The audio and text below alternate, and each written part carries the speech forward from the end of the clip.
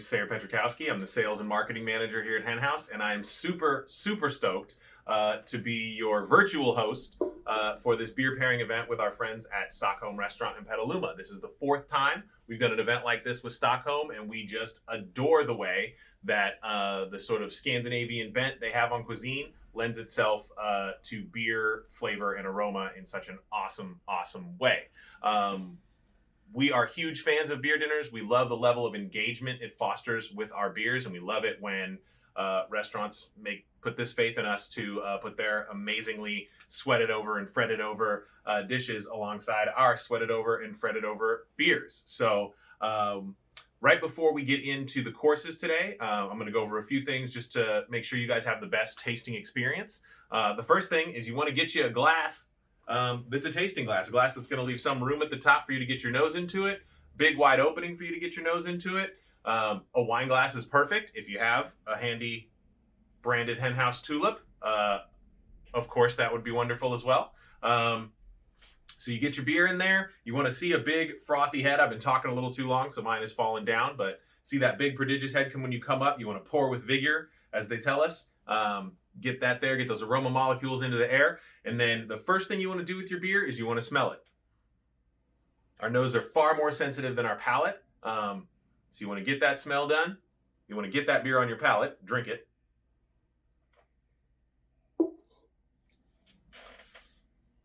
Then I usually like to take a big exhale and go right back to smelling.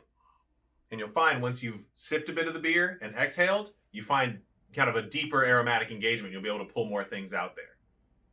And the reason we want to do that is it's necessary for pairing. At HenHouse, we believe that beer pairing is applied descriptive sensory. Descriptive sensory is something we do with every beer we make. In addition to all the scientific analysis we do on the beers we produce, we get a sensory panel. Every beer before it comes out goes through this process. And descriptive sensory is very simple. It is the practice of describing what you're smelling and tasting in an extremely particular way. So you wouldn't get away with this smells like citrus. You might not even get away with this smells like orange. What you're really looking for is this smells like a freshly zested clementine orange peel, right? You wouldn't get away, in this beer here, the Best Life, which we'll talk a lot more about when we get into the first course, you wouldn't get away with this smells herbal. You'd want to get down to this smells exactly like the jasmine green tea they pour at my favorite Chinese restaurant, right? And you want to get that specific, and the only way to get that specific is by engaging your nose. Your palate's not that smart.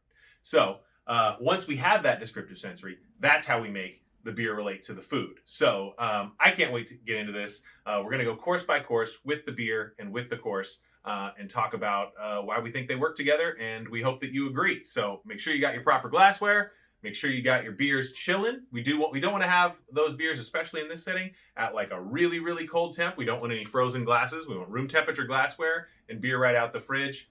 High 40s temperature-wise is perfect for getting the most out of all the beers that we're going to be talking about tonight. So without further ado, let's get some food in front of me, and let's talk about some Best Life and Trout. Cheers.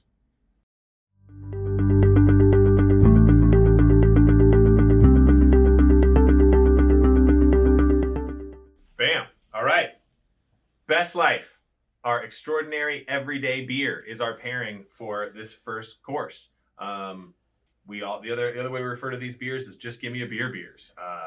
We love this beer. It is the extension of a blonde ale series of kind of louder, more obnoxious blonde ales that we make that all pay homage to Frank Ocean. So there are some subtle Frank Ocean homages in this label. But the Best Life is really that old reliable, give me something to crush, give me something to drink. Just give me a beer. In terms of the flavors that I think are going to make this pairing extremely cool, remember, quick little bunny rabbit sniffs. Get it into your palate, and then go back and really try to smell and analyze for what you're tasting. A lot of times you're going to pull some fresh cut grass, maybe some corn, and then those herbal flavors that do show up there. So for me, I get like the King's Hawaiian Roll. That is a flavor that I always associate with this beer from the malt that we use. And then a really nice set of soft herbal aromas that are sort of background, but they're there, and they're really going to be the key to this pairing here. As you can see on our cured trout here, you've got the fronds of dill and some edible flowers. So that kind of floral, herbal, subtle floral and herbal note in the hops of the Best Life should work beautifully. And then it's delicate enough that you can put it with some cured fish and not overwhelm the protein, which you got to be careful with when you're pairing really, really delicate things like this. So let's get into it.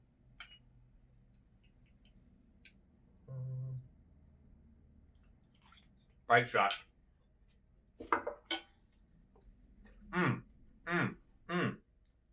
Yeah, and I forgot to mention the blood orange, which is absolutely gonna just light things up, and really, really, as soon as that gets on your palate, you start craving beer.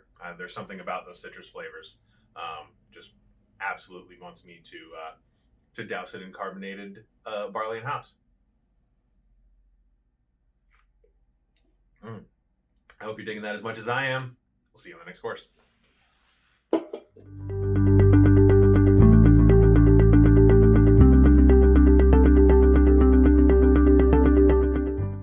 How about that first course?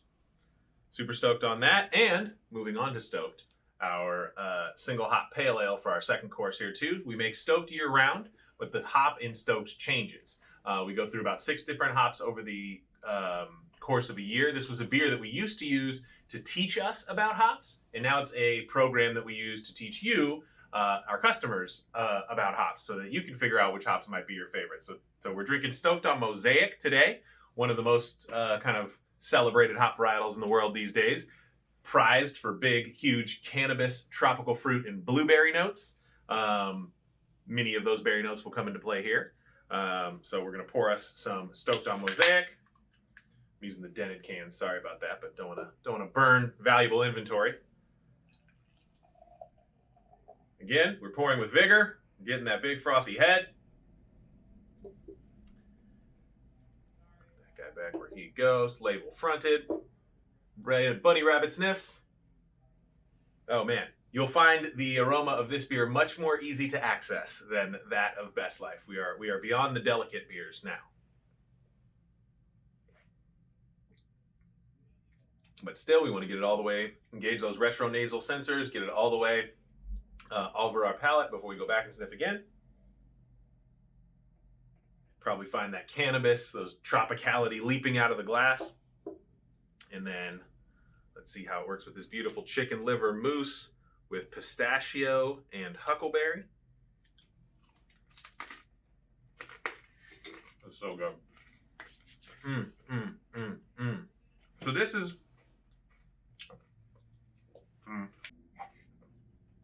prolonged bite shot. So this is a case where there's both complementary and contrasting elements in the pairing. Most of what the beer is doing here is cleaning up after all that richness. This is essentially butter we're putting on our palate. It's gonna lay all over our palate, deliver these incredibly delicious flavors. The carbonation and the bitterness in the beer is gonna help whisk those off our palate, get us able to go back eager to go back for a second bite. At the same time, the aromas in this beer are going to bounce off the herbs in here. I think we've got some lovage, I believe was what it was, but also that big fruity berry note of the huckleberries is really going to rhyme with the berry notes that are coming out of the hops in this beer, and hopefully the nuttiness in this dish with the crushed pistachios is going to bounce off the malts in a really nice way. So you're matching certain things and you're contrasting other things for an effective pairing here. So I hope you're digging it as much as me. I'm going to get back into this. Cheers.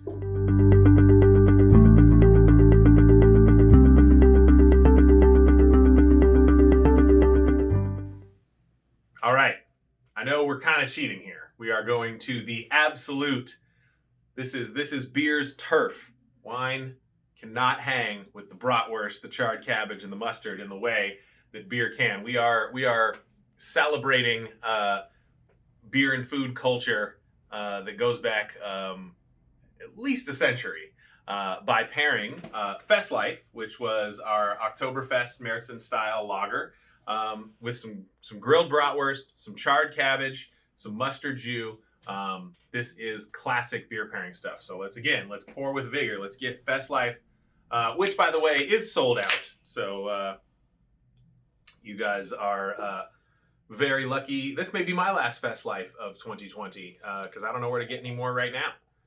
But just a hint of amber color. That's how you know it's a Meriton. That's how you know it's for the slightly cooler fall months rather than the bright, sunny summer months. And again, our little bunny rabbit sniffs. Oh my God. That might be my favorite beer we made in 2020 here at HenHouse. I'm not scared to tell you. So why does Meriton work so perfectly with grilled meat, with charred cabbage, with flavors like mustard? What you're looking for there is caramelization. So that color that you see in that beer, that's caramelized malt. It just is a very familiar flavor to really most palates, but certainly the American palate. Going to go perfectly well with anything coming off the grill. That's where you get the sausage. That's where you get the charred cabbage. The little bit of sweetness is going to play as a beautiful contrast for the little bit of mustard heat. And this is like cheating. But when I used to design beer menus, I would always say, give them bacon, give them chocolate, because why not? You want to win. And pairing, Munich-style Meriton with something like bratwurst, grilled cabbage, and mustard is that same thing. Like, some things work, and there's no reason not to do those things. So, enjoy.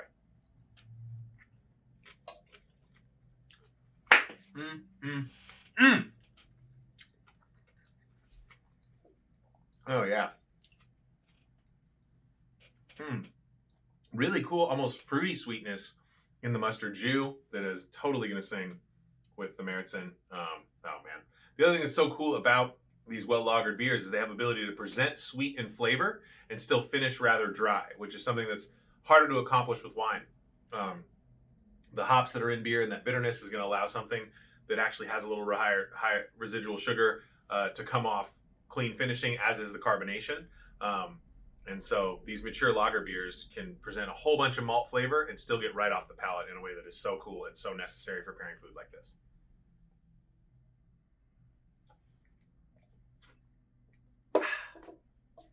Delightful.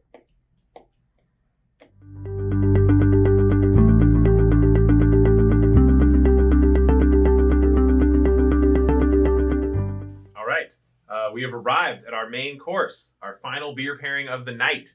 And some behind the scenes action here. That paid vacation is so very sold out that I do not even have access to a can. I had to go into the tasting room here at the Palace of Barrels, tap one of our sixtels that you can buy and bring home and put in your home kegerator, and pull this draft off so that I could do this with you. So very, very special. Big thank you to Logan for keeping those hidden and arranged for this beer pairing event. So you've got paid vacation. Paid vacation is a once a year piece of our Saison program. All of our Saisons, unless they are named Saison, their name makes reference to work because Saison takes its name from the migrant workers that used to toil on the border between France and Belgium, the area called Wallonia, where the Saison beer style comes from. They were called Saisonniers because they were seasonal workers. And so paid vacation is by far the hoppiest Saison we make. HenHouse Saison is a particularly hoppy Saison, and paid vacation is a lot hoppier and uses some even more flamboyant hop varietals. So I like to say the two things we do well are super fresh aromatic hoppy beer and really expressive Franco-Belgian style Saisons. This beer, paid vacation, is those two strains meeting up and kind of showing off what we both like to do most, and the result is one of the most aromatic beers you will encounter.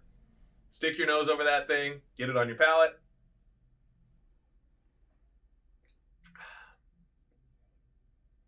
And to me, whether you want to call it licorice, whether you want to call it anisette, whether you want to call it hard herbs, whether you want to call it Mike and Ike candies, there is just that black licorice note that leaps out of the glass in this beer, along with a lot of kind of like tropical fruit jams, apricot jams, things like that in the background. But mostly for me, it's the really, really pronounced hop flavor and bitterness, very dry beer, which is going to come in handy for cutting the richness of this lamb dish here. But in terms of what we're complementing, you've got the snap of the goat cheese here with the feta. Goat cheese and Saison is a cheat code.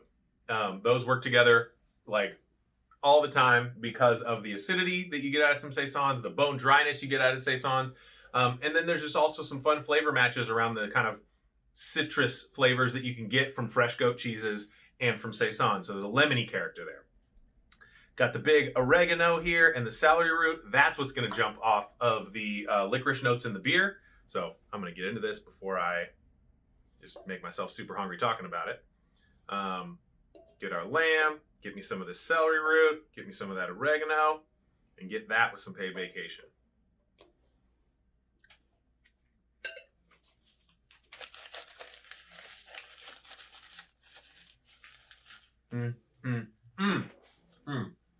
Other thing to touch on here, I feel sorry, I keep talking with my mouth full. Other thing to touch on here is how well hop bitterness takes to game meat. When I used to instruct people on pairings, I would always say give game gravity. Gravity is a word in beer that can be synonymous with intensity of the beer. Actually has to do with how much fermentable stuff you start with, but that sort of results in how just the relative intensity of the beer. So this beer, a little bit higher in alcohol, plenty of hop character, really, really works. It has the shoulders for the gamier lamb, right? The red meat, the gamier meat that's going to deliver a lot of flavor, a lot of that kind of like red meat flavor, that game flavor, really requires a beer that's going to stand up to that, and that's the role that the hops play by taking this out of the. This is more intense dish than you would traditionally pair with saison, so that's where the IPA half of this beer's personality comes in super handy. So hope you're digging as much as I am.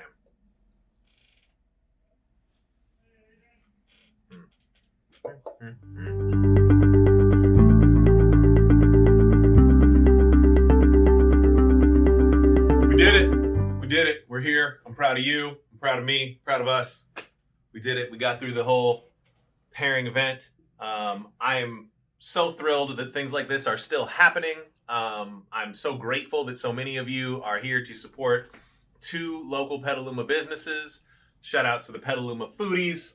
Shout out to all of you. Big shout out to Stockholm and Logan for putting this whole thing together and for feeding me. Burp is appropriate at the end of an event like this. I apologize that you had to see it, but it's where we are. Yeah, we got dessert in front of us. No pairing for this one, but really, really excited to get to do this with you guys. Hope you enjoyed every moment of your dinner, and I cannot wait until we can do stuff like this IRL again. Once we get, sometime, maybe months down the road, but I cannot wait to see all of you, to see our friends from Stockholm, and to be able to do this in the same room, because that just adds a whole other element of community and excitement. But thank you again all so much. Enjoy your dessert, and come hang out with us at HenHouse. Our tasting room's open in Santa Rosa, not quite yet here in Petaluma, but it's all coming. Thank you for supporting HenHouse. Thank you for supporting Stockholm and all of the local small businesses that are finding a way to make it through life in 2020. Cheers. Thanks a lot, guys. Donut ball. We up.